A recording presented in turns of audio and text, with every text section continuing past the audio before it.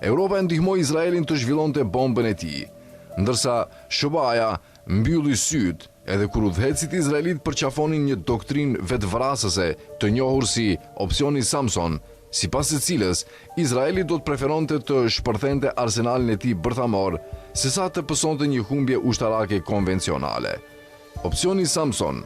nënkupton se asnjë shtet tjetër në lindjen e mesme nuk duhet të lejohet të fitojë një bombë dhe kështu të barazoj fushën ushtarake me Izraelin. Është pikërisht kjo premis që për dekada ka udhëhequr politikën izraelite ndaj Teheranit,